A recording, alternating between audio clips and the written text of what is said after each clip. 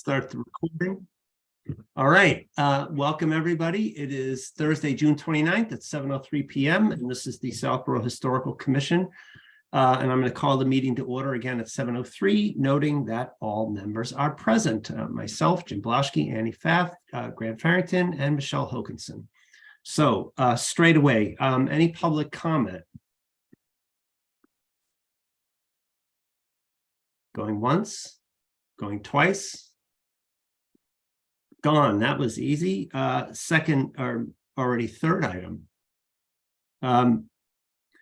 We've got committee nominations, and this is actually a little bit tricky. One's easy and one's a little trickier. But here's the deal. On June 5th, I got the official request from the folks in the townhouse for us to nominate someone for the Tricentennial Committee. That's one seat, and of course, you know, the Tricentennial is in 2027, so this is going to be you know, a significant haul. I think really interesting work, and obviously hugely important to the town. And I know that we had discussed this because you could see this coming down the pike in the past, with the notion that certainly anybody that wants to do this, I'm delighted. Like I said, I think it's really good and important work. I think we did discuss, because with an awareness that this might turn into, you know, a 4 or 5 year commitment, that, you know, we were open to the idea of maybe appointing somebody and thinking of this as a relay. So that if somebody, in other words, I want to reassure all of you that anybody who's willing to step up and do this tonight is not going to get stuck with it necessarily for 5 years. Because I thought it actually might be nice. You know, would have continuity concerns, and that may play out and it may not. And somebody may get into the seat and really just love it and love the group you're working with so much. You want to stick it out the whole time, and you probably won't get any resistance from the rest of us. But I did think it might be useful for us to think of this as, you know, maybe somebody takes a turn for a year, and then we pass it off to somebody else for a year, and so on and so forth. And which would mean, you know, I'd like to add more members so that we get up to our full slate of 7. But even if we were to remain at 5 for a while, you know, if everybody took a year, then it's not so bad. And, you know, and also an interesting experience maybe for all of us. So I don't know how you, that would be my suggestion, maybe to ease the going into this. But with that said, is there someone that Annie, Jim, Grant, Michelle, do you feel strongly you'd like to just jump into this? Because I like I said, I think it's a really good assignment, and going to be hugely important. So I you know, what do you think?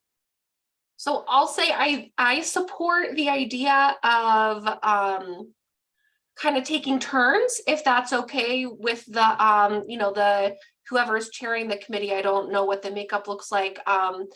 As you say, it seems like a lengthy commitment. So I support, kind of taking turns and having more than one representative over time from our committee.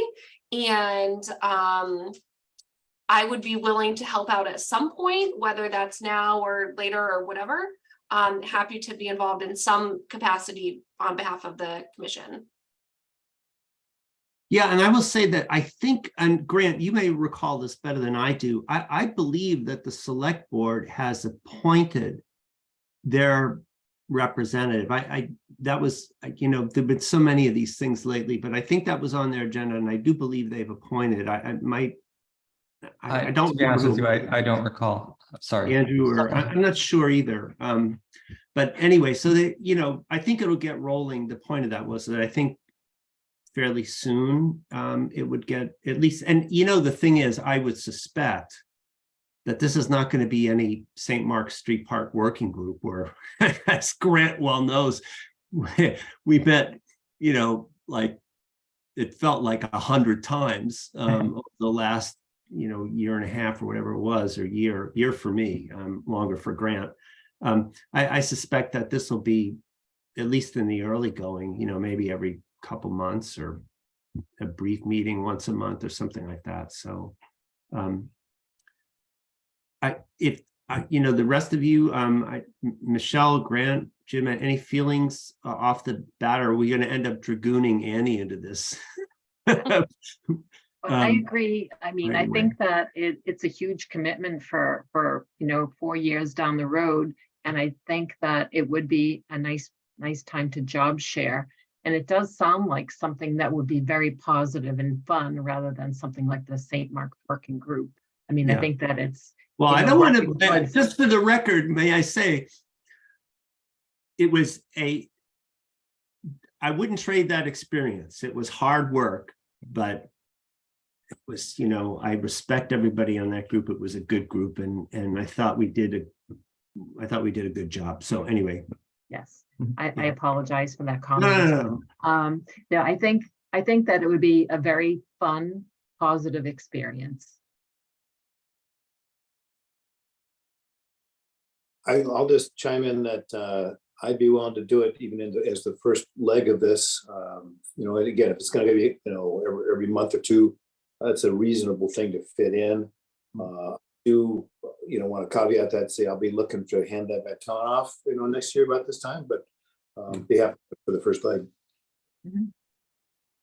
Grant, do you have strong feelings at this point? I know, and of course, Michelle already has at this point pilot, and Grant has a CPC responsibility. So I am mindful of that and don't want to overburden people. Yeah, I'll just say, I think sharing the responsibility over time is a great idea. I think a lot of times people kind of end up getting forced to be on a committee for a long time that they don't want to be on, and that's not a good situation. So I think that's great to rotate it out every year or so, or even more frequently if needed. I don't really have an interest to be on it if I'm honest. Just got a lot going on, and it sounds like there's interest elsewhere. So I think I'll withdraw my name for now. Well, I mean, in that case, and I frankly feel like I got too much on my plate, and there may be more. So I would, Jim and Annie, it sounds like you two are the most, do either one of you have strong feelings about taking it from the outset? I mean, Jim, you seemed very amenable. I'm the one that's not on any additional boards right now or committees. So why don't I take the first leg while you guys are doing the other committee work, and we'll see how it goes. I don't think it's going to be a huge heavy lift at the beginning. Probably just Right. ideas and kind of preliminary guessing. I don't know, but I'm happy to be our guy. Yeah, I would expect sort of brainstorming at this point. So that's Annie. Are you okay with that? Is that? Absolutely. Yeah, go for it, Jim. Well, that sounds great to me. I mean, I'm just going to make a motion that we, what is this? This would be a motion to, it's not a point, but recommend Mr. Jim Blaschke as the Historical Commission's representative to the Tricentennial Committee. Second. All right, so motion made and seconded. Roll call vote. Miller is aye. Annie? Yes. Grant? Hi. Michelle? Aye. Jim? All right. 5-0. I like it when a man has the courage of his convictions to vote for himself. Thank you, Jim. It's much appreciated. And I will send the information to Melanie Otsuka at the townhouse and hopefully get you sworn in quick for this. Is this a sworn position as well? Yeah, I think it's one of those things. You got all those. You got to go down and, Okay.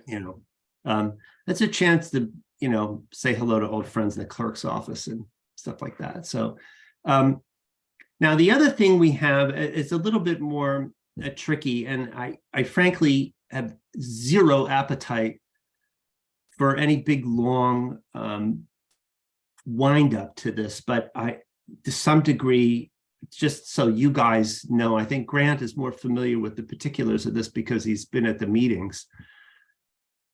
But for everybody else, I'm just bringing you up to speed on what's going on with this. And it's this old burial ground, what I believe, if it occurs, is going to be called Old Burial Ground Study Committee. This is the group that I made reference to in our May 25th meeting. And just to sort of reset this so you know where we're at. On the 23rd of May, the select board met and they adopted what was termed an interim flag policy with regard to the flags in the old burial ground. And it was coupled in the same motion and passed in the same motion with this study committee for the old burial ground. And the idea was that I think it was to ease the idea of I guess I don't know what it was, partly to sort of ease the removal of some flags or the paring down of the displays in the old BG, kind of in exchange for the marking of their number of unmarked Revolutionary War graves in the old burial ground among the some apparently 600 overall unmarked graves. So that was done on the 23rd. And like I said, on the 25th, of course, we met. And I, having watched this meeting, seen what happened, I frankly, I thought the interim policy was an unfortunate one because, among other things, at one fell swoop, it made out of compliance all the military service flags in the All Wars Memorial were suddenly out of compliance with this new policy because they weren't listed as on the list of approved flags. And nobody that I know in town, least of all us, has any problem or ever had any problems with the service flags. What I'm talking about are the flags of the Army, Navy, Air Force, Marines, Space Force, United States Merchant Marine, and Coast Guard. And I believe those are 7 flags and only 6 poles available for them. So I believe the Veterans Graves agent sort of routinely kind of swaps them out. But those were immediately rendered invalid, and 2 of the 7 flags that were flying in the old burial ground were also in a fell swoop rendered invalid, although they all remained. So I didn't like the flag policy, but I thought because it was an important issue that I believe in, certainly, and I know you all do too, marking all those graves and accounting for people as best we can, that I was in support of, the notion of convening a group for purposes of studying the matter and marking and rectifying the situation. So, so I posted a revised agenda so I could get it on the 24th, and then the 25th we met, and we had this conversation at our last meeting. And I had said I don't like it, but I want to do what I perceived as my duty, and I'll step up and because they wanted 2 people from historical, and you guys, I thought very wisely, convinced me not to do that. And until the matter of the flags resolved. And I thought you were all very clear about the reasons why you didn't want to do it. And it had to do with really not wanting to get crosswise with the veterans whom we all support and believe in and want to be supportive to, and didn't want to get into a room and end up arguing about flags. And it was repeatedly said to me, well, those are 2 separate issues. Unfortunately, I don't think you saw it that way, and I didn't see it that way, particularly when, both items were passed in the same motion. it was clearly, both in public and private conversations with me, it had clearly been coupled as a kind of, quid pro quo. And, there was no appetite to engage in that. So, subsequently, I had a long and very cordial conversation with the proponent of the interim policy. And I just explained where we were at. I said, we want to do this. We want to do the work. We're absolutely committed to marking the graves and to the veterans, but we don't want to get involved in a big kerfuffle because it's an executive decision by the select board that has to be made with regard to the flag policy and getting right of the Shurtleff Supreme Court decision and so on. And so I thought I was pretty clear about, we're ready to step up. We want to do our bit. But can you please resolve this other issue first so we can have a clear field and go in, and get the work done. So the select board had another meeting on June 6th to discuss the charge of this old burial ground study committee. And it was for me, I admit I was present for this meeting and I was kind of nonplussed. But nonplussed is what I'll go with, because the characterization that ended up of the historical commission was that we were these sort of uncooperative obstructionists and that we didn't like the proponents, and that was said twice. So the first time it's an unfortunate slip. The second time it seems like it's provocative in a certain way. And of course, I certainly don't, and I'm sure that none of you have any personal feelings whatsoever. This is us trying to do our job in the way we think we're supposed to do it, and to do it with some integrity. So I said that, that I was rather upset at what I thought was a mischaracterization of the position of the historical commission, and that we were supportive of this endeavor, really wanted to do it and really wanted to do the right thing, but that we wanted all this other nonsense sort of cleared up first. So, and I don't know if it was a consequence of, what I was saying, but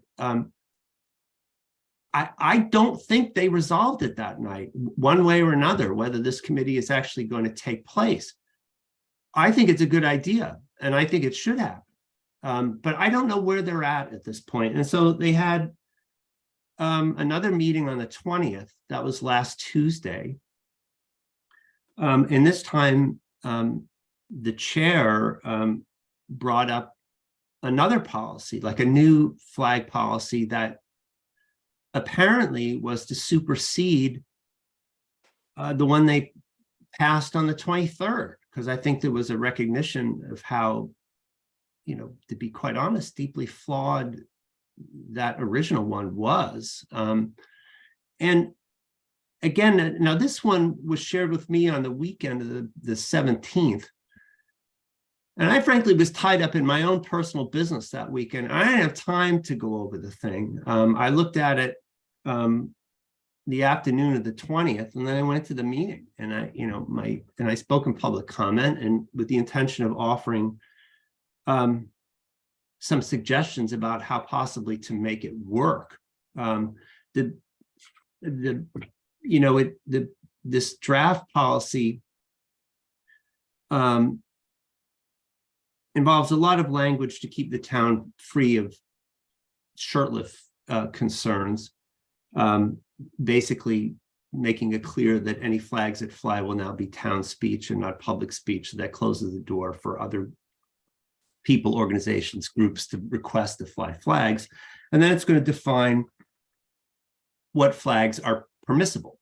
And so the part of this proposal where the rubber meets the road was, there was a list of a sort of A through E bullet points. And I commented on them. The first one, A, was that permissible flags would include flags of the Southborough Police Department, Fire Department, or any other flag emblematic of a town department.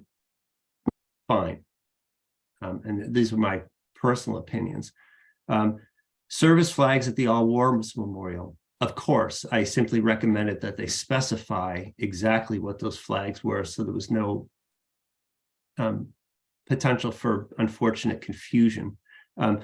Third, the Betsy Ross flag and the tall flagpole in the old burial ground. I recommended against that. I thought that only the current US flag should fly there for many reasons that I previously had articulated. B was military flags on Memorial Day, Veterans Day, Purple Heart Day. I simply asked, I don't know what that means. Who's defining what a military flag is? And then finally, the most difficult one was E. It said Revolutionary War flags as approved by the Select Board, displayed immediately surrounding the memorial to Revolutionary War veterans in the old burial ground, displayed during the week of Patriots Day. Well, to make a very long, and then they took public comment, and it sort of devolved. There were a lot of the usual suspects, including me, and I believe Grant spoke, and it kind of got into the old, a lot of old arguments about all this stuff. And I would say that the trouble that I have with this stuff is I'm a little bit, and this is where it makes it really tough for us. I'm kind of mystified that about the decision-making and the level of research or non-research that seems to go into some of this stuff. And it leaves you in a place where I don't know why we have a historical commission, frankly, if it's the Select Board that's making the choices about Revolutionary War flags and without any formal input or consultation from us. And I didn't know when this was sent to me. Again, I would have liked to have responded to Mr. Dennington prior. I didn't have the time. And so so they passed this thing, although they passed it with, it was a really, really long discussion. And then it sort of ended super quickly with a proposal that seemed to come from the audience, and to move the flags that were in the OBG outside the stone walls, as if that was really solving much. I just don't understand it really, and I'm not being sarcastic. I'm just confused why that's necessarily a solution to anything. And where exactly they're going to be outside the stone walls. And then, of course, there's the people with knowledge of this stuff pointed out to me, of course, that there's documented evidence that there are interments outside the stone walls to the south and east. So it becomes even trickier. But also, why? And then they extended the time that it was going to fly. And I don't even know but it got extended by weeks, months. Grant would know better than I just don't even remember. I believe it's between Patriots Day in April and Memorial Day, somewhere around there. I'm not sure if it's the exact day, and then down until a few weeks in November around Veterans Day. Veterans Day. 8 weeks total. And so but nonetheless, it's July 29th, and it's 9 days after the apparent passage of this, which seemed to put it into effect immediately. And the last I saw, the flags are still there, and nothing's changed. And I don't know what's happening. The point of this is not really to grouse. I'm kind of beyond that. And it's simply to make you understand that this has been really complicated. I think unnecessarily so, quite frustrating. And by the way, this most recent policy passed by a 3-2 vote. So it was very far from a unanimous thing. There was, I thought, and obviously my own feelings were with the dissenters quite strongly on this, but it did pass by a 3-2 vote. And so it's a settled matter. We have nothing to say about it. We have nothing to do with it. I have just snuck in my own comments and frustration about it. The larger concern I have, quite frankly, about this stuff is, is that the unwillingness to trust boards and committees in whose lane a particular issue is, the reluctance to consult, the reluctance to have a kind of concerted, you end up wasting time. I mean, I know the select board has much larger issues to fry, the regional dispatch and the Hopkinton Water Project and all kinds of major issues. And this is this is what is the thing about the climbing the mountain that kills you? It's the pebble in your shoe, right? This is the pebble in the shoe that if it had been addressed in some way that, you don't have to to accept our advice, but I'm a little frustrated that there's been talk about this for a year and a half at this point. And I heard frequently that we were going to be consulted, and we never were, frankly, if we had, I could have saved that first rather embarrassing interim policy from having taken place, because I could have pointed out at a glance that it immediately invalidated all the service flags in the All Wars Memorial. And if I'd had a little bit more time I also, I think, could have helped on the second one.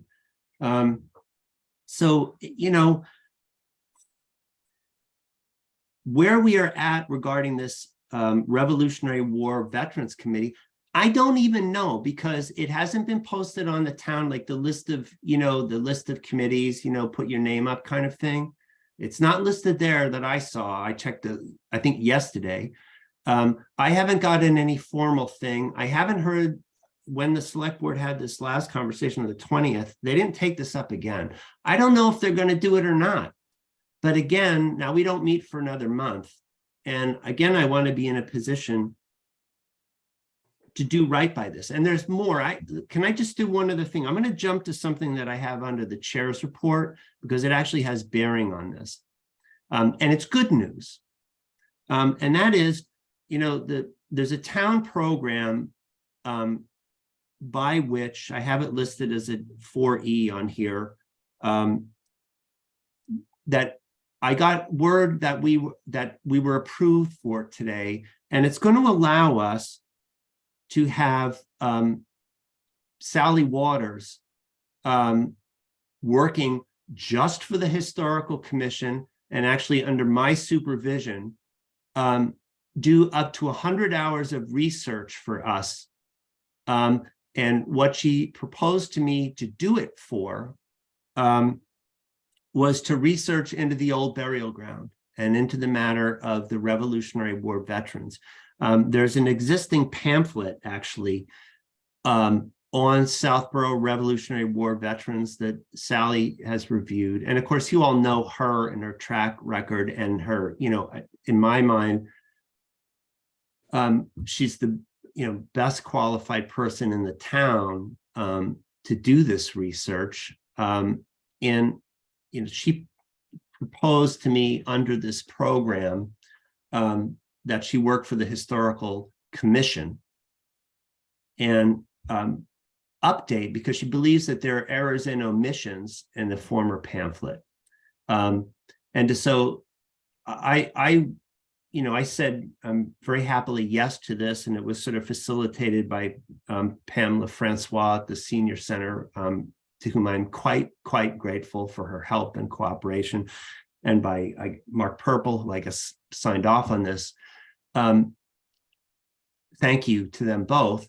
And as a consequence, we're going to get Sally to research for us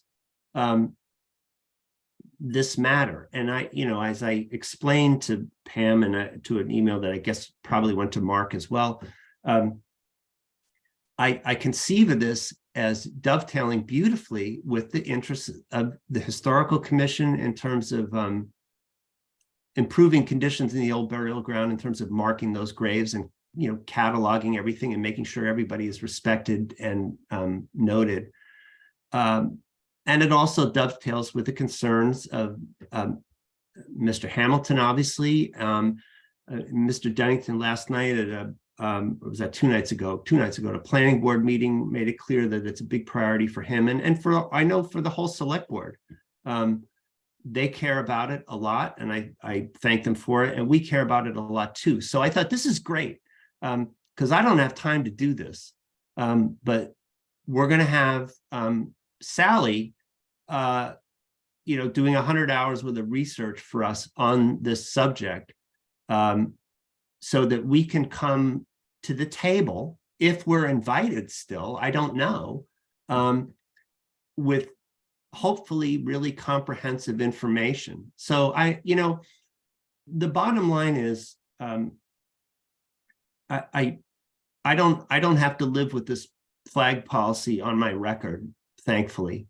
I think it's kind of a bummer, but they've decided, so that's it.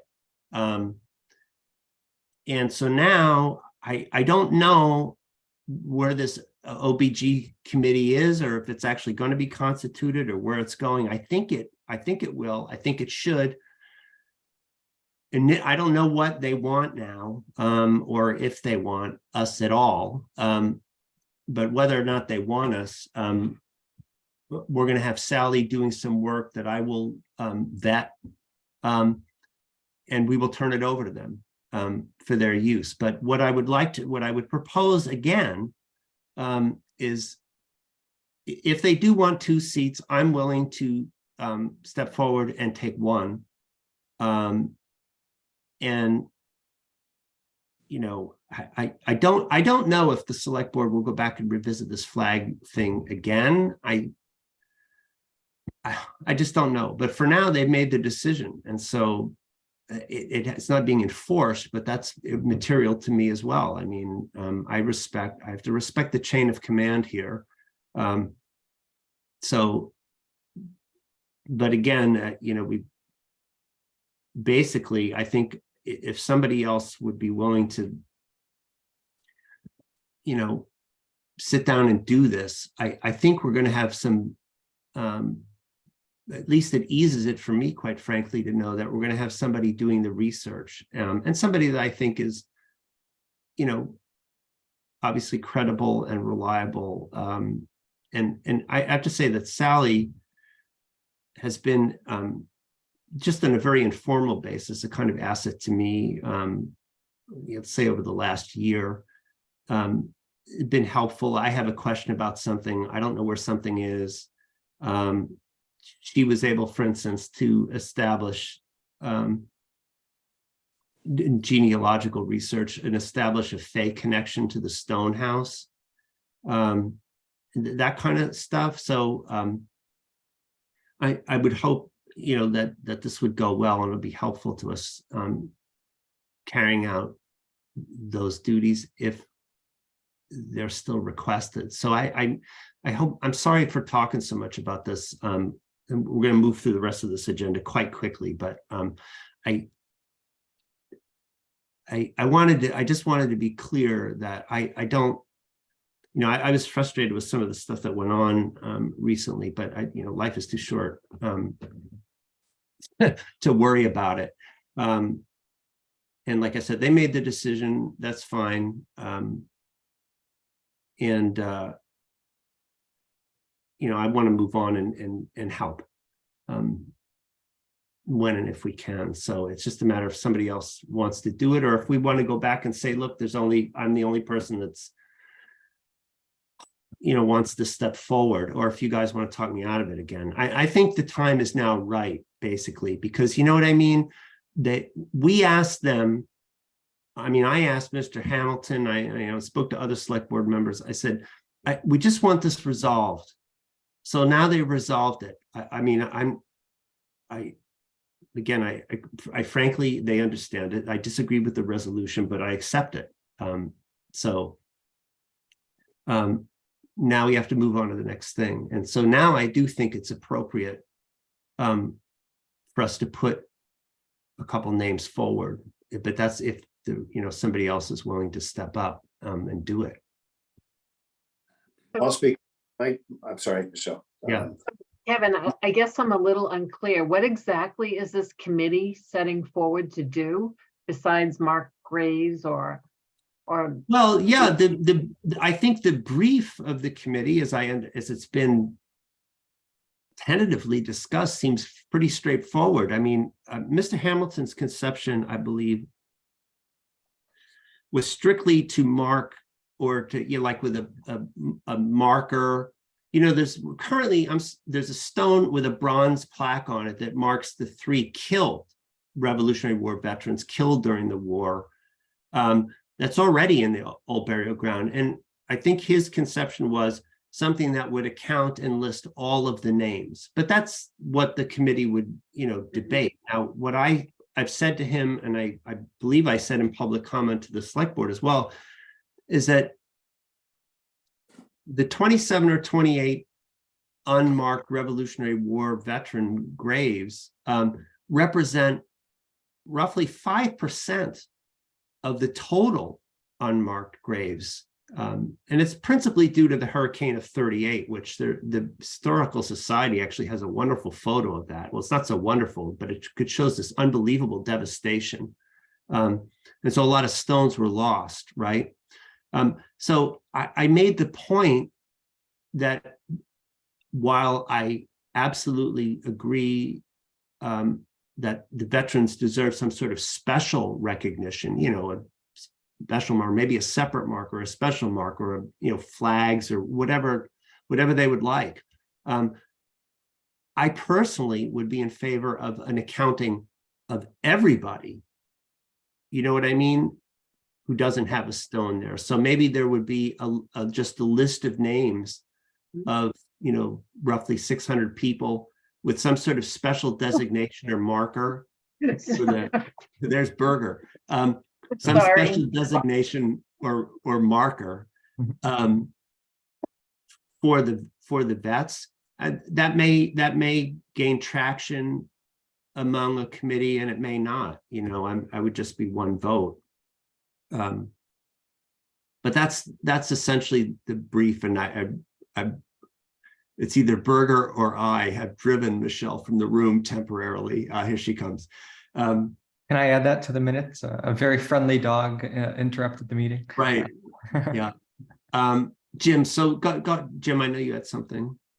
Well, I was going to ask first what Michelle asked, which is what is it exactly that we're being asked to do? If it's participate in a committee to make recommendations on how to appropriately mark the people buried, account for and mark the people buried there, great. That's a historical society or commission activity. Sally is, qualified for any of that sort of that work. If it is to go further and to participate in this flag committee, which seems to appear or disappear, I'd say we're wasting our time. Yeah, no, absolutely not, Jim. And again, my position is I think it was a bad decision, but I respect it, and it is what it is, and it's none of my business. And so we're not, and again, remember what we asked them, and I, was please resolve this issue, and then we're happy to serve on the committee. Well, they have resolved the issue. I don't, again, I don't like the resolution, but that wasn't my condition. My condition was make a decision and make up your mind sort of thing. And so they have. So yeah, I think it would be, Jim, a very straightforward affair that I personally would enter into in good faith and eagerness, to try to do some good, because it's it in a way, it would be nice if it was completely decoupled from, and I think it has been at this point, because again, they've resolved the flags. So, you know, and if the select board, for instance, chooses to revisit yet again or try to refine the flag issue, I would simply say that, you know, if you give us a better shot, I think we could, you know, but I don't know. I just, that's to me. It's water under the bridge, Kevin, as you said. I don't think it warrants any attention from us. It doesn't, because, you know, I mean, pretty consistently, I think there's been at least some feeling that they know what we think, so they're not interested in hearing it, basically. And you know, fine. You know, again, I have to accept it because that's the way things work. If I felt differently, I'd run for select board, you know. So again, so does anybody else, this is a simple question, anybody else want to do this? Again, I think this can be a pretty easy one, actually, and congenial. And I think we can, with the help of the research that Sally will bring to the table. And again, the interest here is to bring the most accurate, comprehensive list that we can give. Because, you know, you carve something in bronze, you only want to do it once. So let's sit down with whoever else the select board appoints, if they choose to appoint one of us or two of us. I intend to obviously share. This is the point of asking for this research, whatever Sally comes up with the committee, whether we're on it or not. And let's make it a quick, cordial, do your job and get out kind of affair. So Grant, Jim, Michelle, Annie's off camera, but I know you're here. Soft camera. I'm here for sure. No worries. So anybody want to do it? Just so I have a second name, if they ask. Well, I'll speak. I'm not going to volunteer. I just wanted to give a couple comments, if that's okay, first. Just wanted to say that I don't have the same kind of visceral opposition to this as I did last time. As you stated, Kevin, I think the flag issue is resolved, at least for now. So in that sense, I think that the committee could actually function, or potential committee could function normally. Let's just say. Just on a process level, I'm not clear. So I watched all those meetings that you referenced, and I'm not clear that the committee is going to exist or not.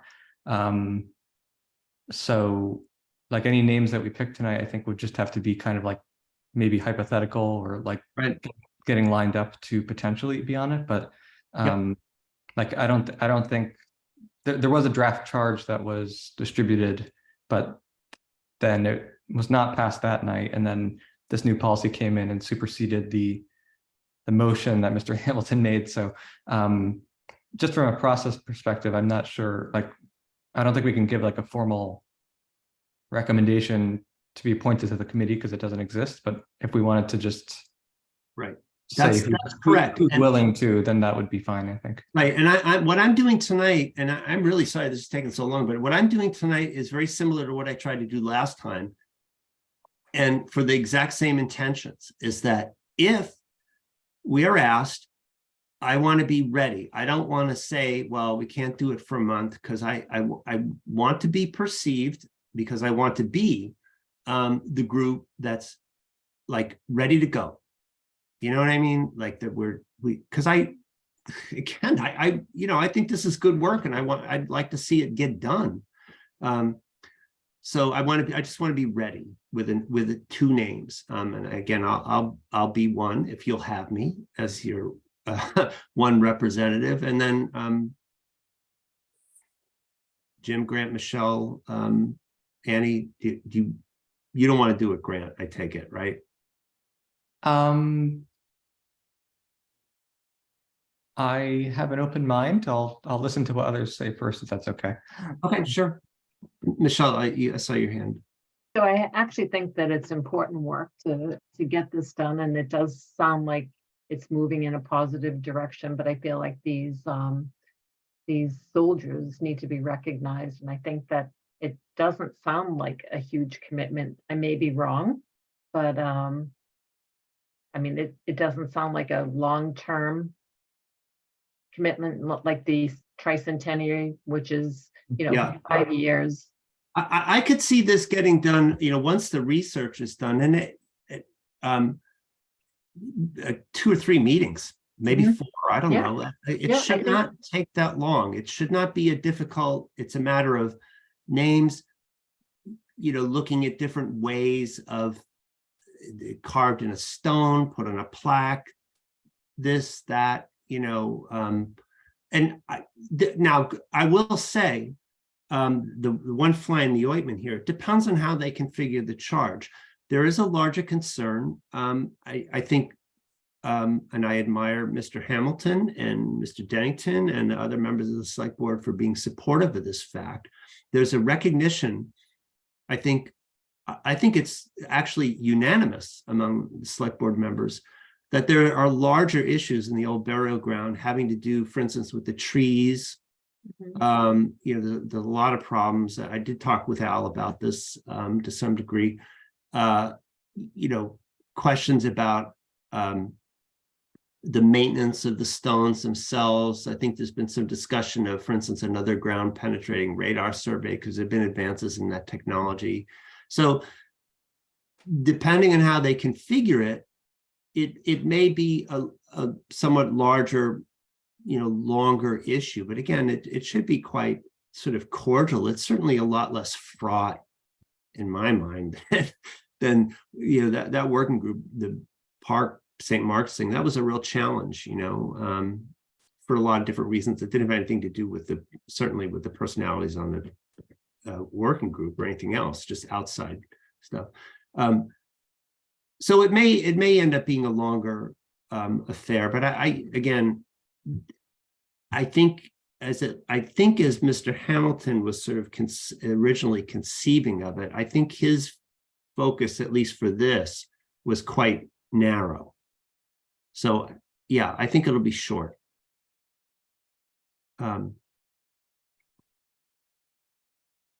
Jim, you just took one on. Michelle or Annie, do you want to do it? I would defer to others for this one, but thank you. All right, Michelle, what do you say? Do you want to, I know you already got pilot, but. No, actually, so the pilot so far is just once a month.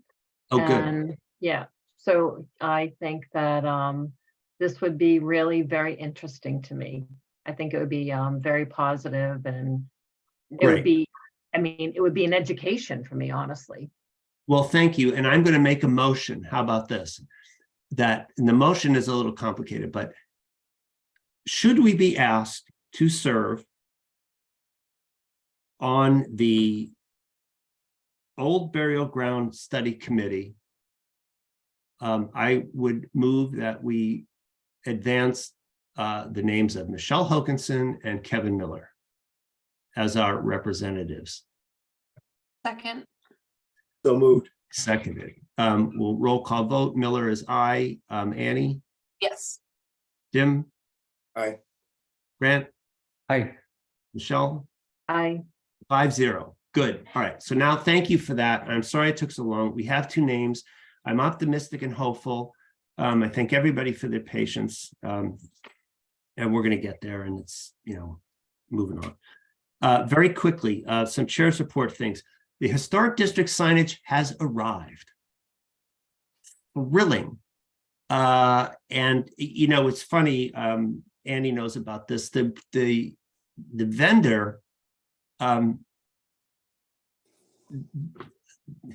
this is a sign of an honest man, I suppose. He shipped off the goods, didn't tell us, and didn't ask for his money. And suddenly had sent Annie an email saying, oh, I guess I need to get paid. which was the first clue that we had that actually the signs had arrived. So the instant Annie, I think, emailed me at about 7:50 in the morning. At 8:05, I was at the DPW down at Corderville Road, like a kid running down for the Christmas presents kind of affair, and Chris Leroy very kindly sort of took me in and showed me, and there they were. In all their sort of gleaming bronze glory, and they're big and beautiful, and poles are there, and it all appears to be there. I mean, they were like in all these shipping crates with a lot of foam, and the DPW folks had sort of opened it up to kind of check it out, and Mr. Leroy is has since, I assume, sort of secured them and gotten them where they need to be in terms of storage. I have given him a map of the district showing where the sign should be, as well as a sort of written explanation of the various locations. And we've been through this, and he and I talked for a few minutes about some of those locations are a little bit challenging, like the one at the railroad crossing. It's probably going to have to go to the east of the tracks.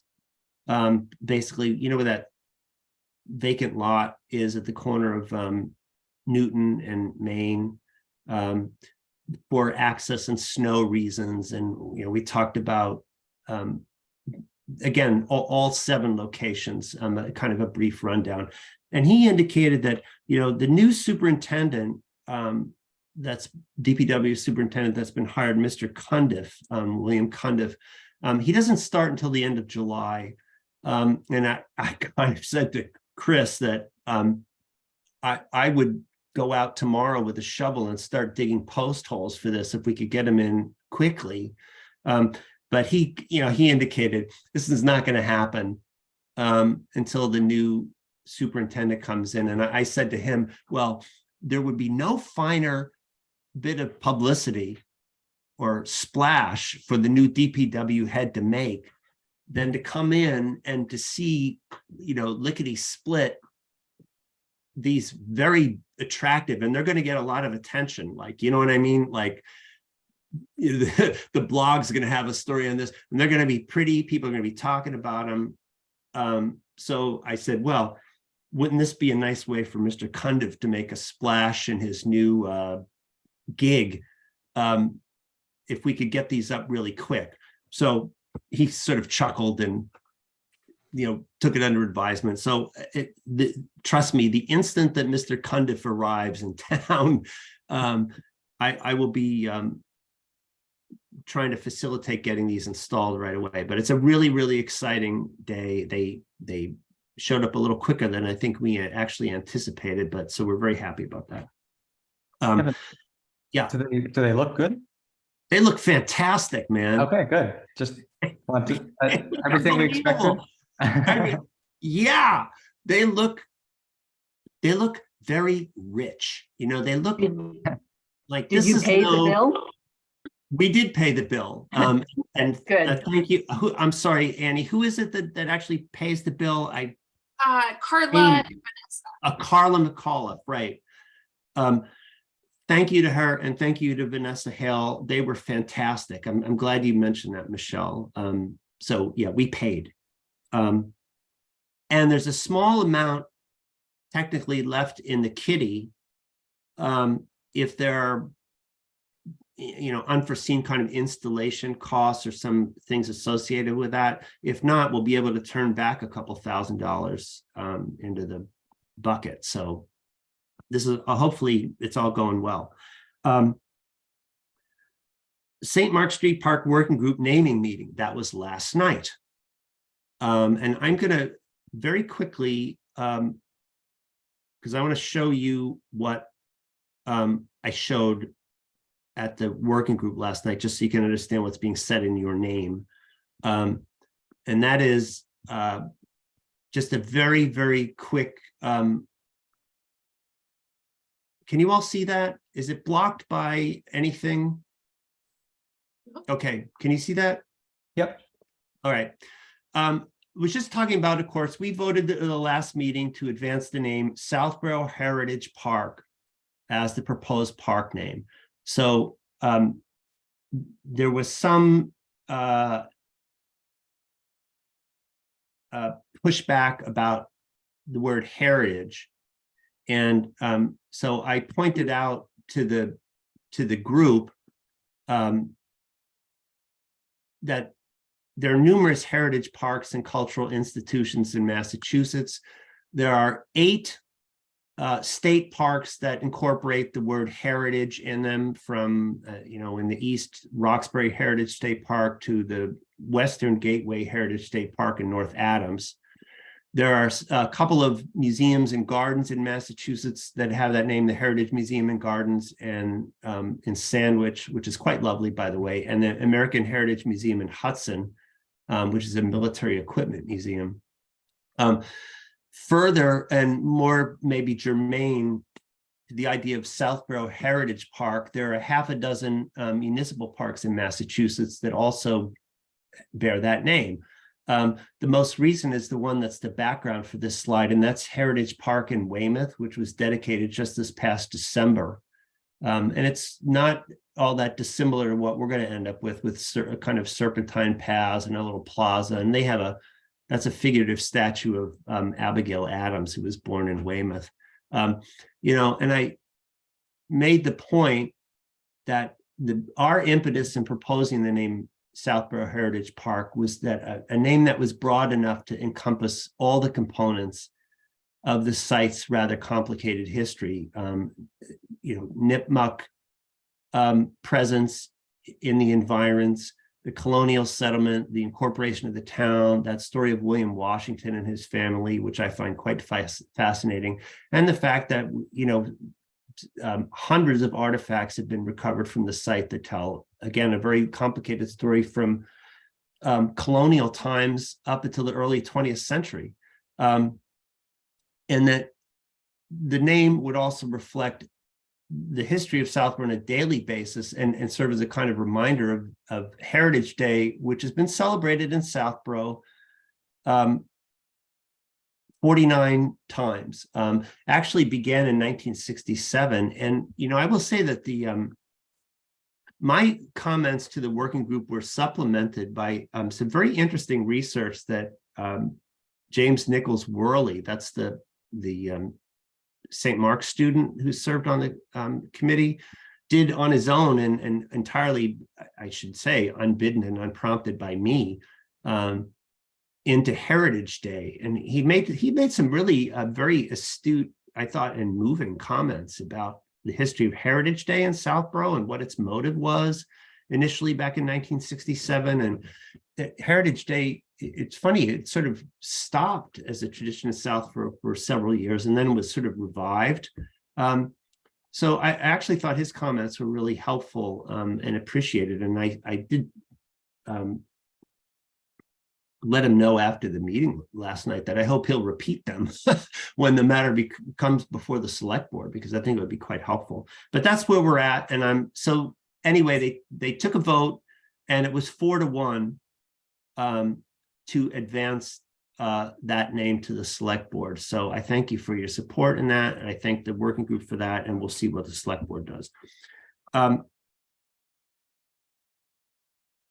going to skip C for the moment and just mention that 42 Main Street, I did have an email last week from Diane Byrne, who's the assistant head of school for finance and operations at Fay. Jim Shea's term as head of the Fay Board of Trustees ends tomorrow. So I congratulate him for his long run there. And Diane is sort of taking over day to day on the Doc Stone house. This is what I'm talking about. What she indicated to me was that, and again, this has been a long and kind of frustrating process, but they plan to repaint the house shortly I believe this summer, they plan to do something about the landscaping over there, because I don't know if you've been by, but it was looking a little tatty.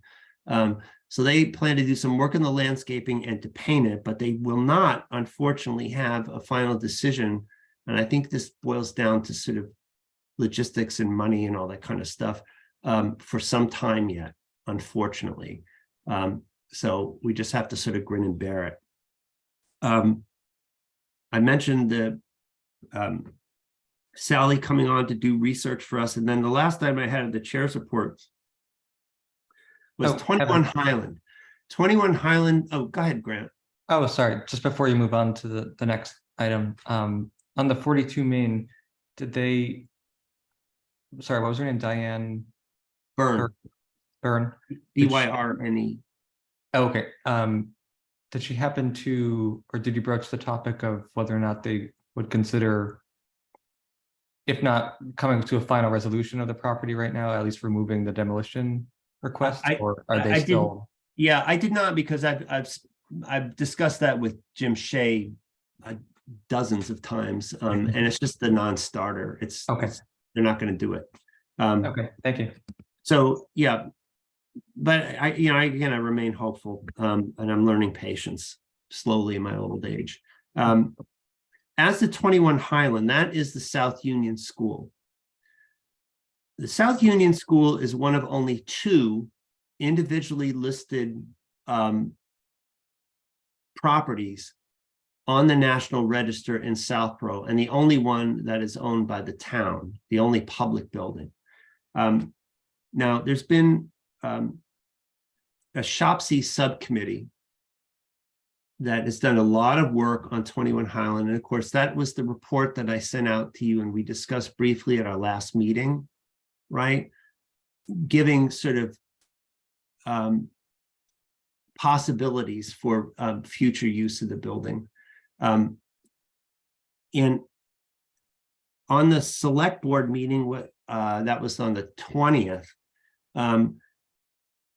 the chair of that subcommittee appeared before the select board to sort of go over the report. It had previously appeared in minutes in April of the select board. That's where I got it, and to send it to you. And I was interested to hear the conversation among the select board about this, and it was to some degree concerning to me. I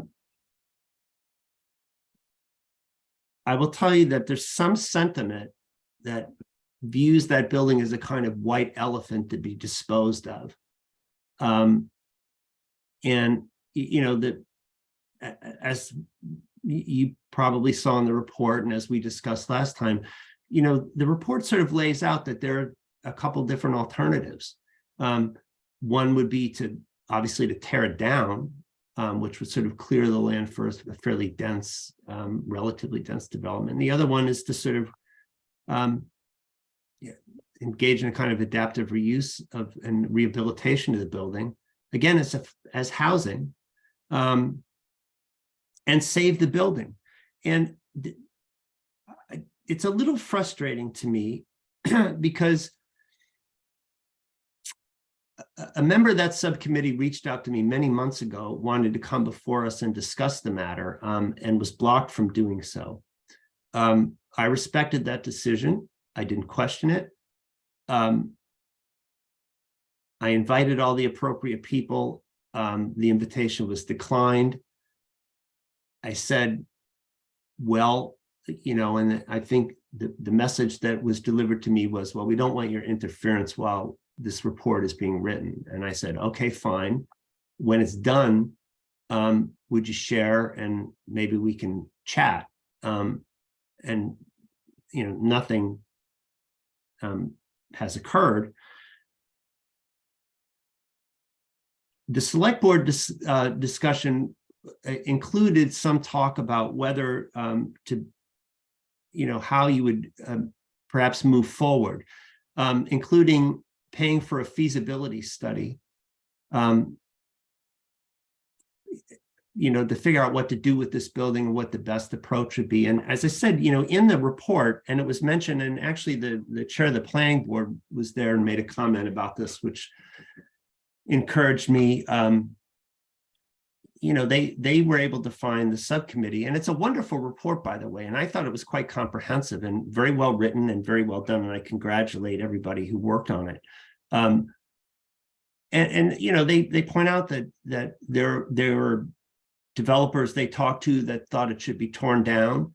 And there were others who were very enthusiastic about preserving it and rehabilitating it. And Ms. Luttrell, the planning board, remarked that she saw one meeting where there were two prominent architects, preservationists from Boston, who were salivating over the opportunity to work on that building and to save it and to preserve it, which I found very encouraging. And I need to find, it's very hard to find this stuff unless you're willing to dig through hours of YouTube, and with the new website and it's hard to find agendas and, but eventually I have to find and watch this meeting because I missed that one. But so there's some hope about saving this building, but there's also some sentiment, frankly, that alarms me, that views it as a kind of white elephant to be gotten rid of. And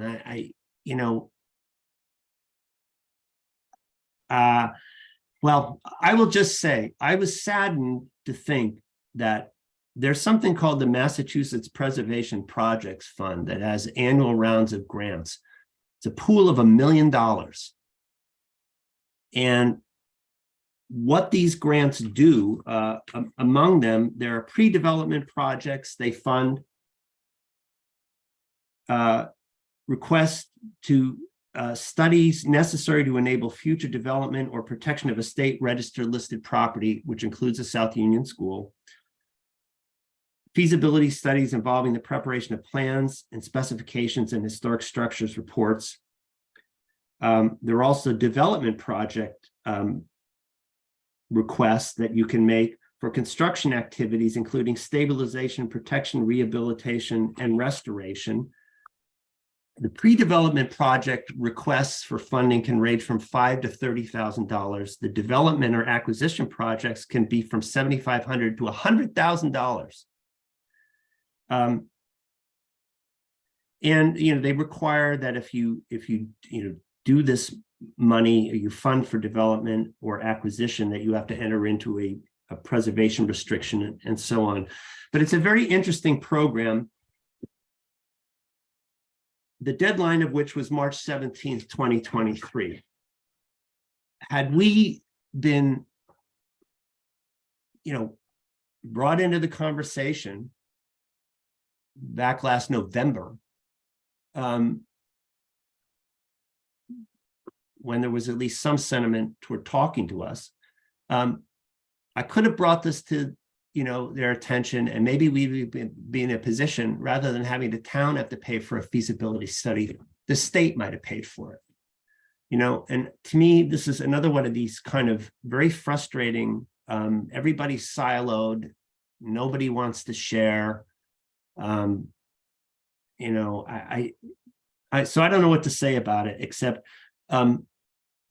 what I propose to do, and this is why I'm bringing this up, is that I would like to draft a letter to the select board for approval at our next meeting, in which we try to make a case. What I believe as a matter of public policy is that rather than spending a lot of money on feasibility studies about what to do with that land if we tear the building down, I think it should be a sort of an priority condition that the town makes a commitment that we're going to adaptively reuse that building and save it for the gem that it is. And then we're not going to spend a dime on a feasibility study that would look to destroy the building. And so, and if it ends up going into 2024, we can apply for round 30 of one of these grants, and maybe make some progress. But I guess this is a sort of a plea, into the wind for this I don't know what it is, I think this is, well, I could see it. I mean, if you view the building as a white elephant, in the same way that you view the transfer station as a useless burden on the town, that's a consistent point of view, and you'd want rid of it. But I think that I think we need to plant a certain kind of flag on this and say, listen, we have but 2 National Register properties in the whole town, and this is one of them. And can we not be quite so cavalier about tearing it down? So I don't know if you guys have any thoughts on that. But I would like, what I would just like to do is put in front of the select board the proposition that it might be clarifying to, and I frankly, I doubt this would get much traction, but I'd like it to be known on record that we believe that this is an important building.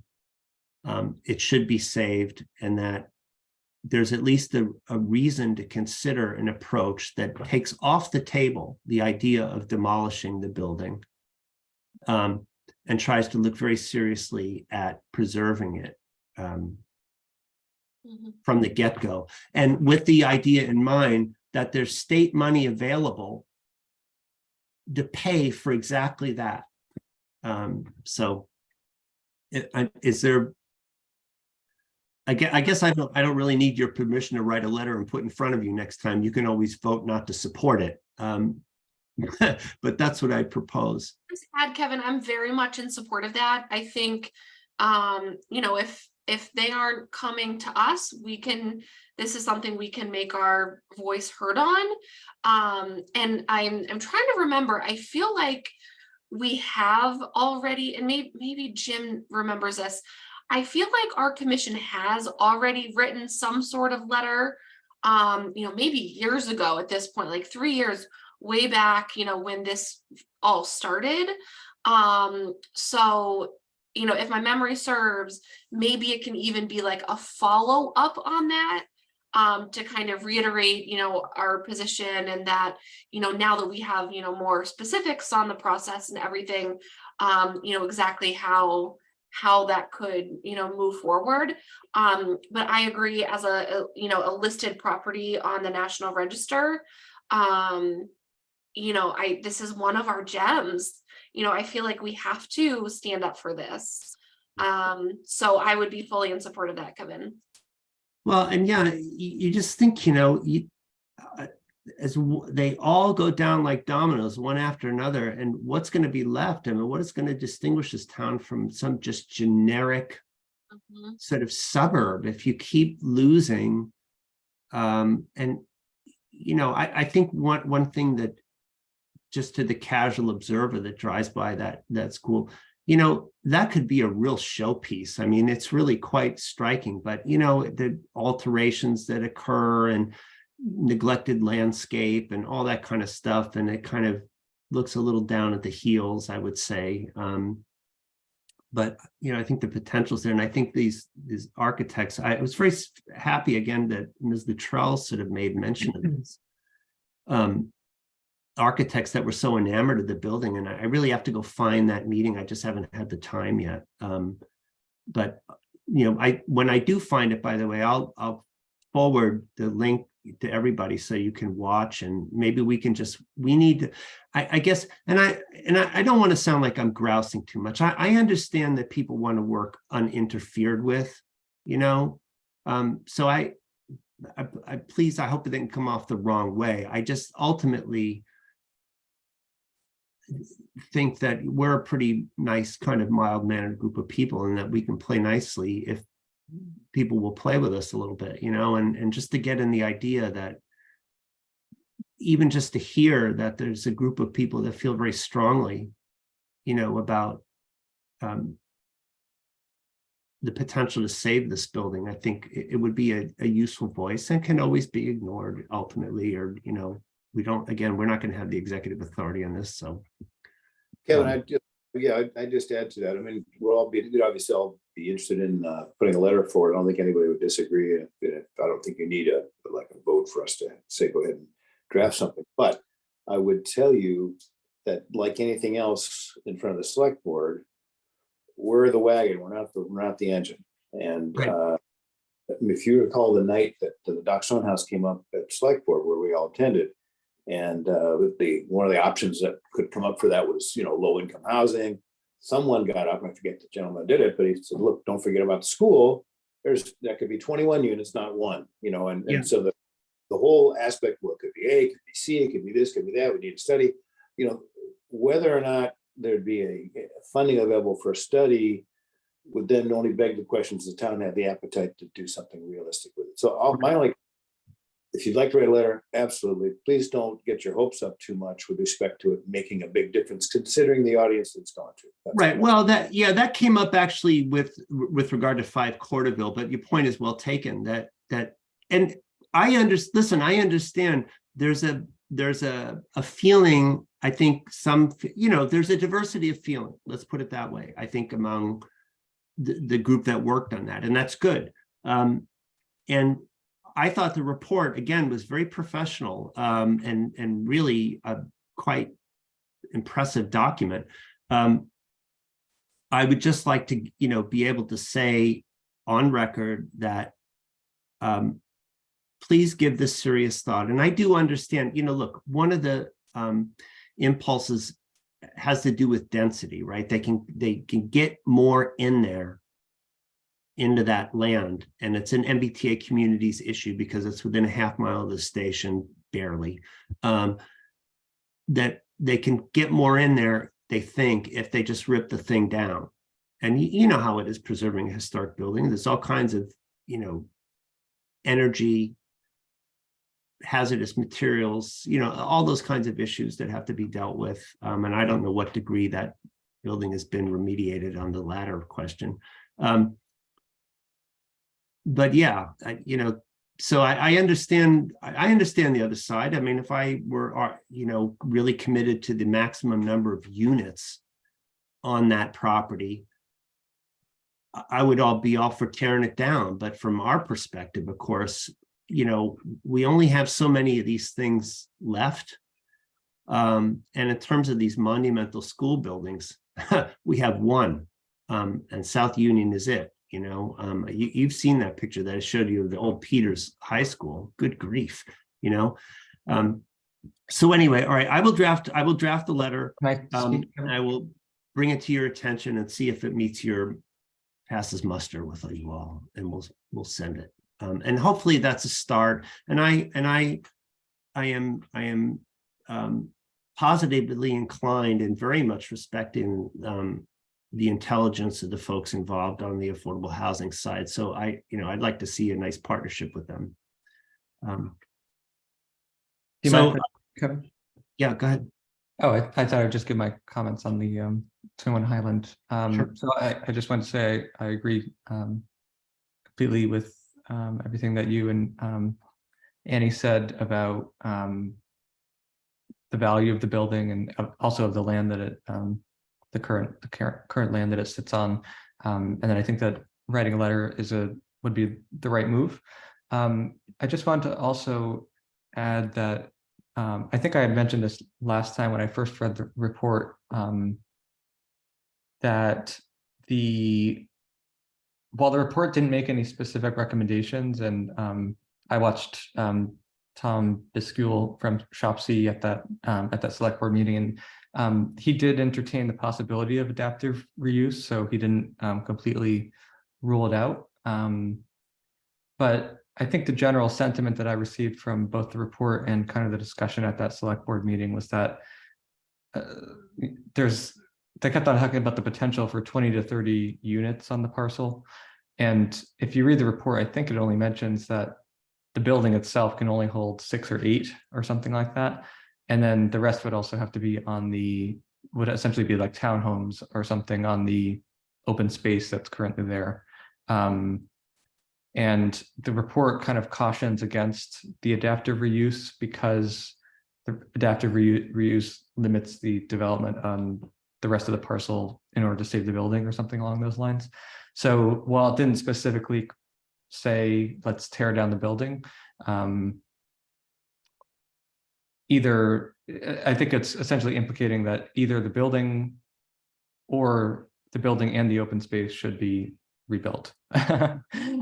So just thought I would put that out there. The other aspect I wanted to mention on this, and I did mention this at our last meeting, is that the CPC had asked, which I'm now the representative of, had asked me to bring to the Historical Commission's meeting the potential for a preservation restriction on the parcel. I know, Kevin, you and I talked about this, but I just wanted to say personally, I am interested in that. I know that, as you were saying, that grant program that you mentioned would require that in order to get that funding.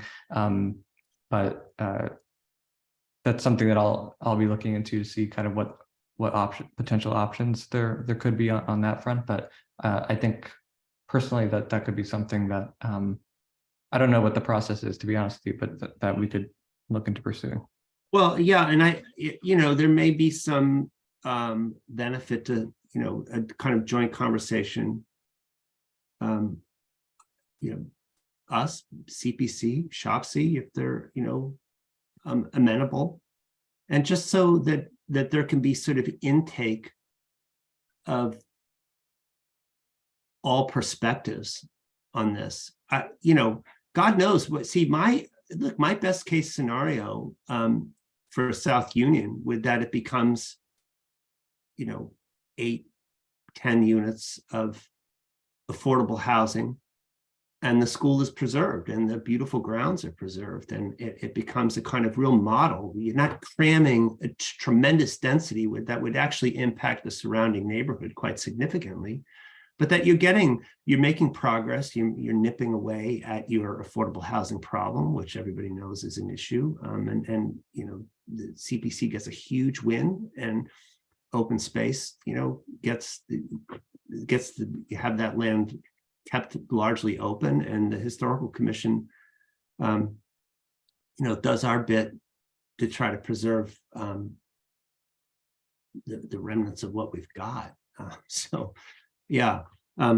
Thank you, everybody. I think, I'm optimistic, and I thought Mr. Bishkiel was quite fair-minded, really. And I thought it was a very, very good report. And it presented, I didn't find it unfairly skewed. I find some of the offhand commentary about the building a little bit alarming.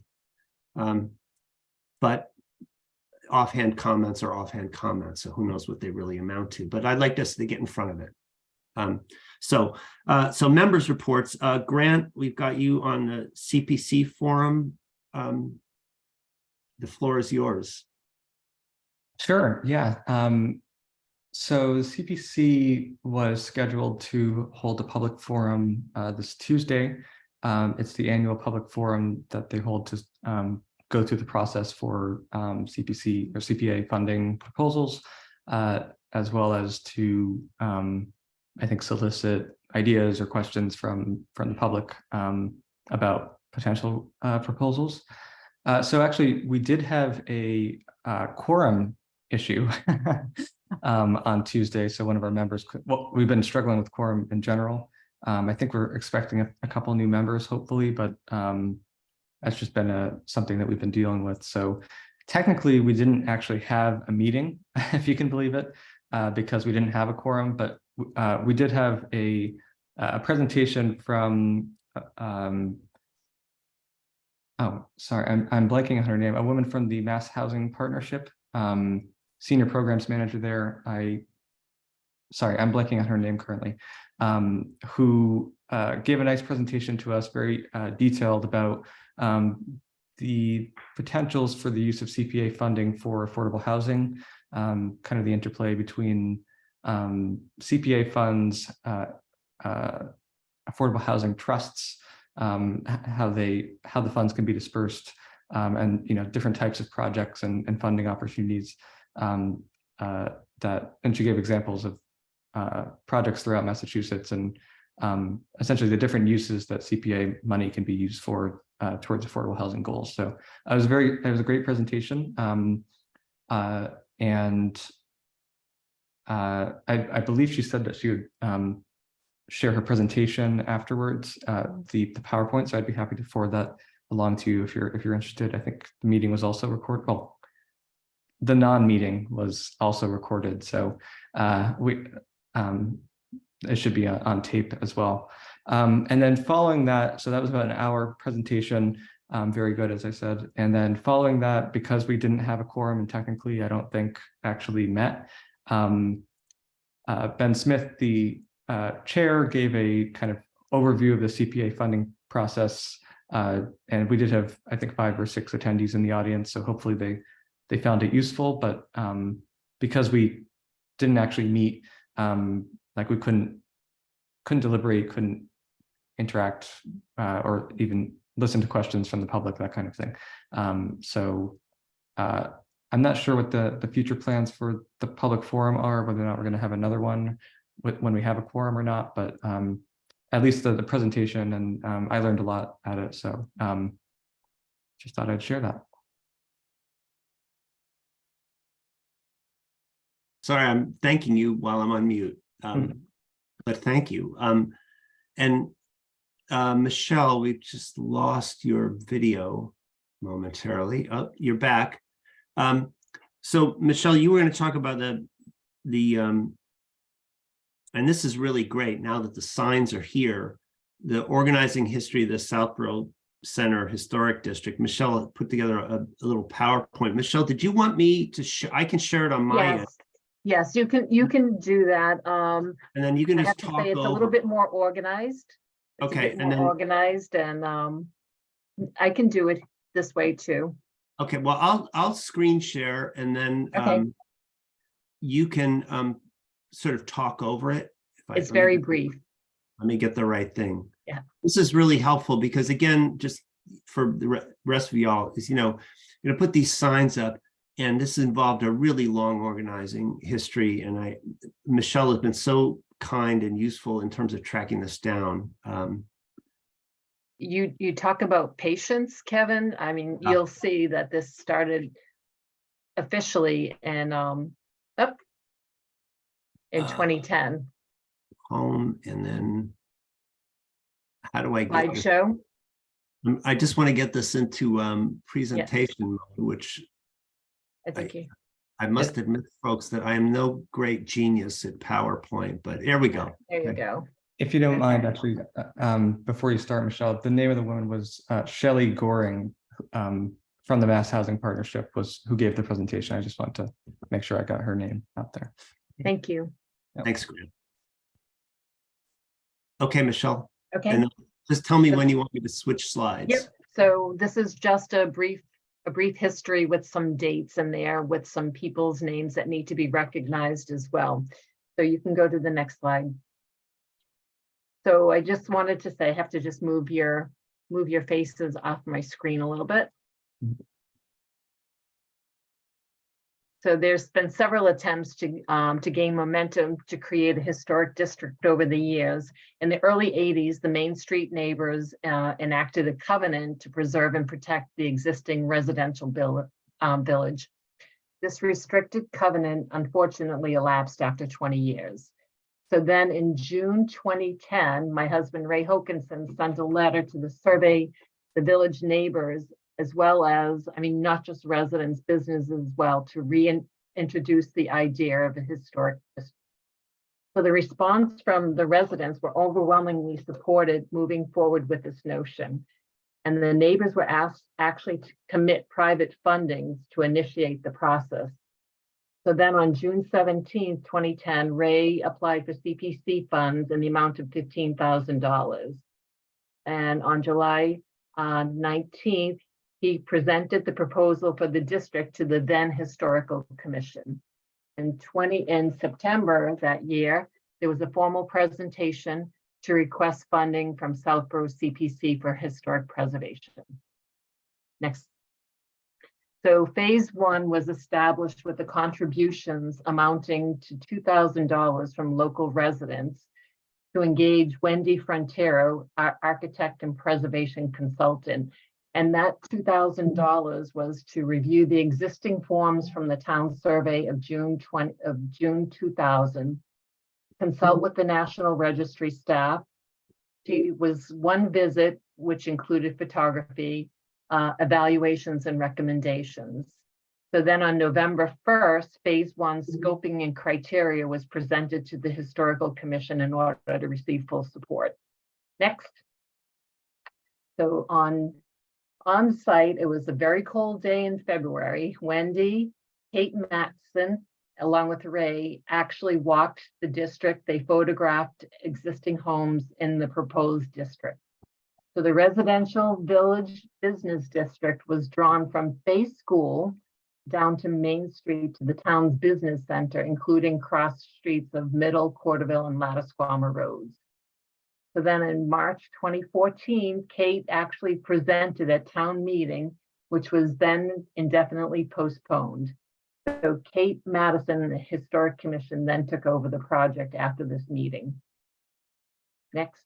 So these are the private donors, and I don't know if you actually plan on having sort of like a christening of the village district, but there are many people, there's a few people here that have since passed, and I think that it would be really important to recognize these individuals for their financial donations.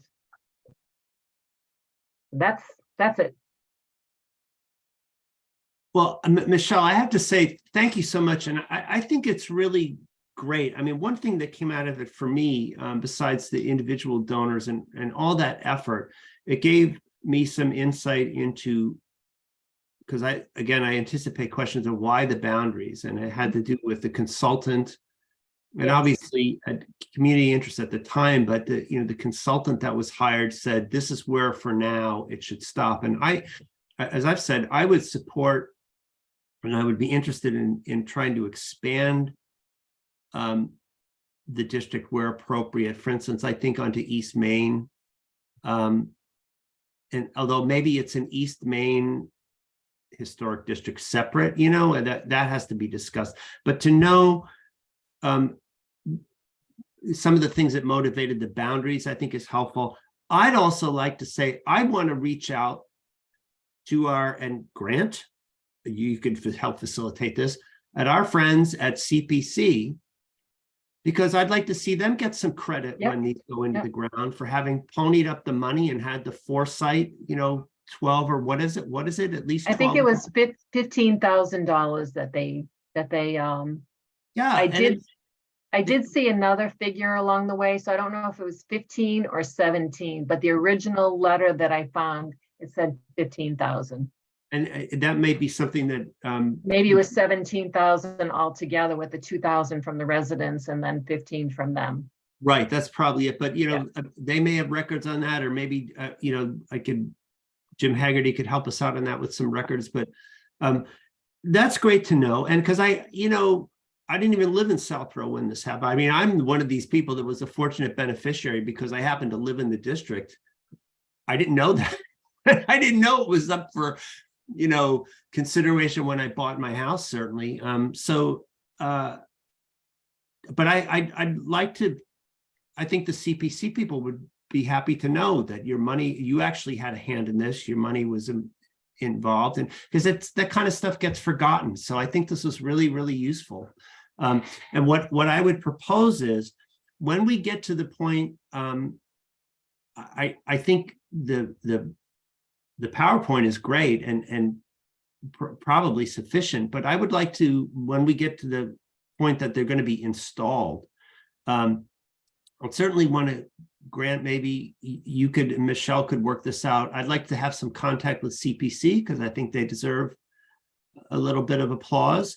And I'd like to reach out to Beth Malo, and I'm sure she would want to cover this. And I think the information that you put together, I would like to provide it to her so that when she writes a story about these signs going up, she can tell some of this history that you put together, and we can give some credit that way. And maybe, I don't know at this point, I think I'd want to talk to Mr. Cundiff, the new DPW superintendent, when he gets here. But can we, one of the signs, here's the sort of intriguing synergy of this, is one of these signs is going to go in the new park that's going to be built, that hopefully we just named last night in the working group, like right where the turn on the road is going to be to the St. Mark Street, as you come down a Marlborough Road from the north, coming toward the center,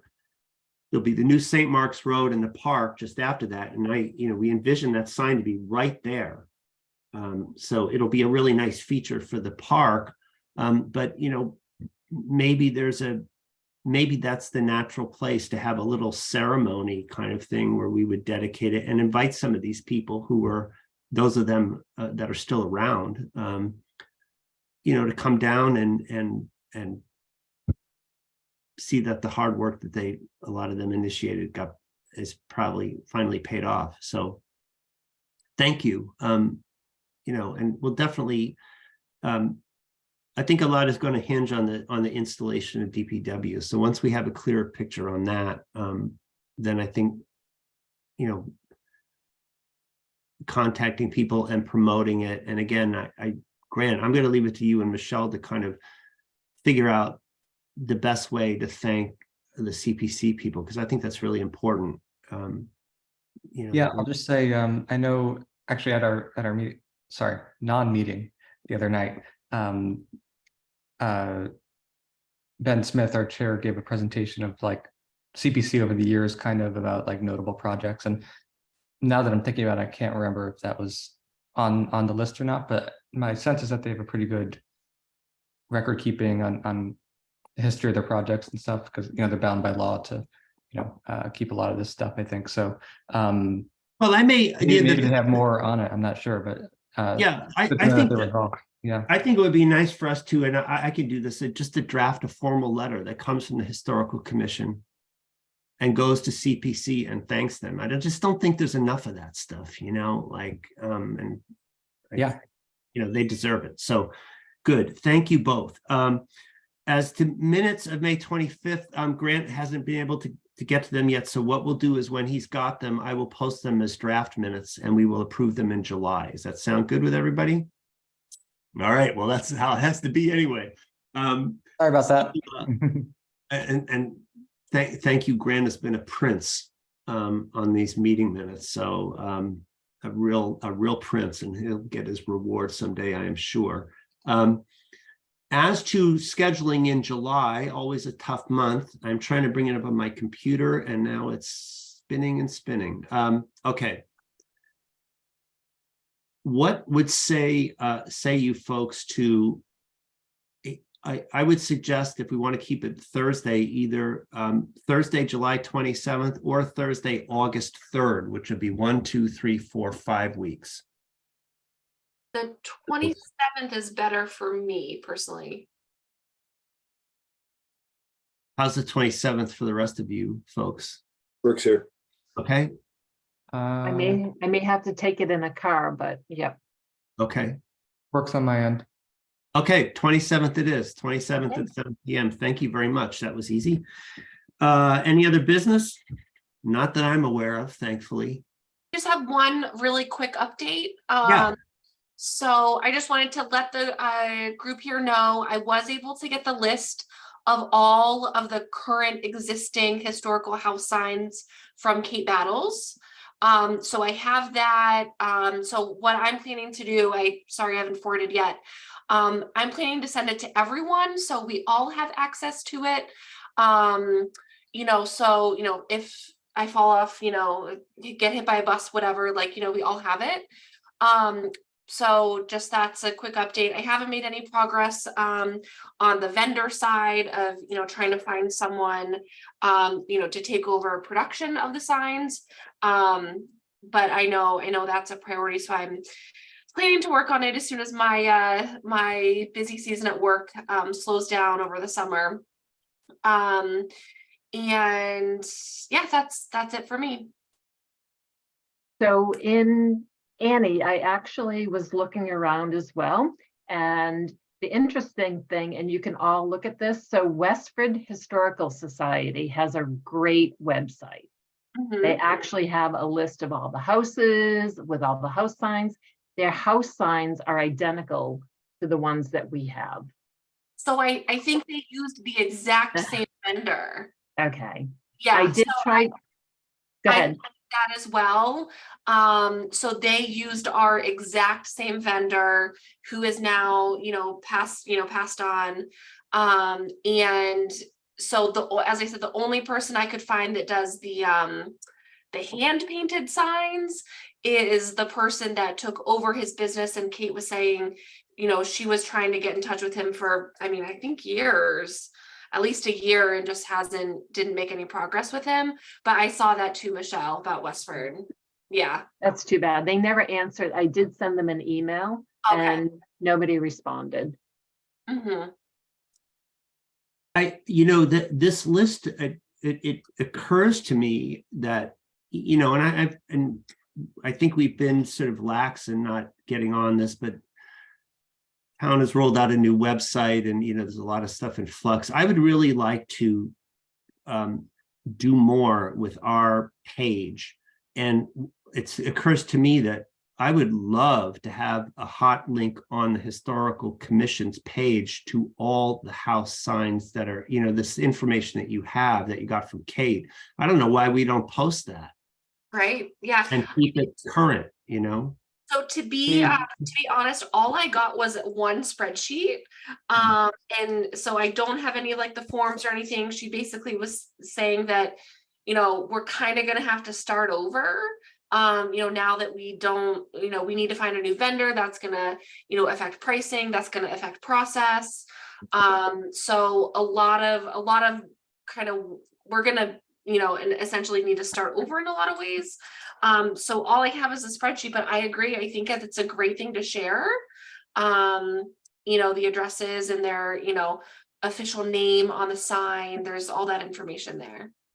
On a related note, I had a conversation this afternoon with Jim Haggerty, our town clerk, and he very helpfully offered, and he's apparently done some work with filing in the basement of the townhouse and stuff, and he's going to offer us some filing space because I said we have no space of our own right now, and it's a real drag, and I don't want things at my house because that's inappropriate. So as you know, what files we have are currently in a flag school, the possession of a private organization. But Jim is going to work with me to get us some filing space. So I think that's really good. We're kind of working in the right direction on, related issues, bookkeeping and filing kind of stuff. So relatedly, Kevin, is there any sort of like electronic file space available to our commission? Like, for example, I think Andrew with advisory has access to like, I'm gonna make this up, like a OneDrive or something where like everyone on the committee has access to files for stuff like that. Is that a possibility for us? Well, I'll go down and I want to go down. It's always better in person. I'm just like an in-person kind of guy. I'm going to go down and talk to Jay and or Hassan one day about kind of this stuff and, see what's available because it's been, it's definitely an impediment. And if we get better about our filing and our organization, and Jim and I, when I talked to him this afternoon, we were sort of discussing his motives in record keeping and stuff, and the fact that in the past you had all these different boards and committees, and who could hardly be expected to keep the kind of records that I think in a modern age, we should be keeping, and for posterity we should be keeping. So, I know he's super committed, and why he's done so much incredible work to kind of standardize the production of minutes and agendas and all that kind of stuff. And so I think there's help to be had from those folks. And they're always, Jay is always super helpful to me. So I will say as well, that yeah, I think planning board uses a Dropbox that I think, I don't know if it's the Karina Quinn, the town planner, I don't know if she administers it, but that they have a common file sharing space or, online platform in that way. I don't know the mechanics of that, who pays for it, or if it's comes out of planning budget or how that works, but I know that they do have a Dropbox. I think others do as well. Yeah, because the point is for us to bring more of our own, to document better and to bring more of our documents into the public record, and so they're available to people. Like this list of who's got a house sign and stuff like that, and periodically, just FYI, that I hear from people like buying homes, they see that's got the house sign on it. And then I get an email from a realtor or prospective house buyer going, what does that mean? What does that mean? Yeah. Can I renovate? And then I have to explain, and I got a pretty much boilerplate response and explain, that, yeah, you can re-wallpaper, anyway, all right. Public comment, anyone? Public comment going once, raise your hand, going twice. Sold. We are now to adjournment. I would take a motion to adjourn. I move to adjourn. Second. And before I take the, thank you, and before I take the roll call vote, thank you so much again, Jim, for stepping up on Tricentennial, and Michelle for stepping up on this OBG thing if it happens. I really, really appreciate it and all your patience. And I thought this was going to be a much shorter meeting, but somehow I got into the weeds on that. I swear, soon we are going to have a meeting where there's nothing complicated at all. There's no political, it's just going to be boom, boom, boom, in and out. But it's perhaps in July.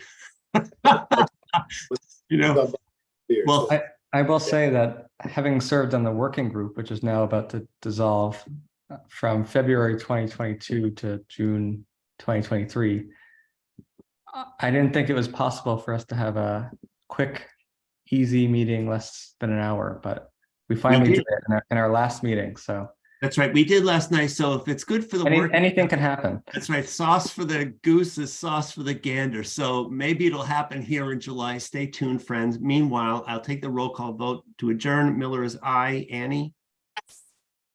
Jim? Aye. Grant? Aye. Michelle? Aye. 5-0 to say good night. Thank you very Good much. night. Everybody. Good night. Thanks, everyone. Bye-bye. Have a good night. See you next month.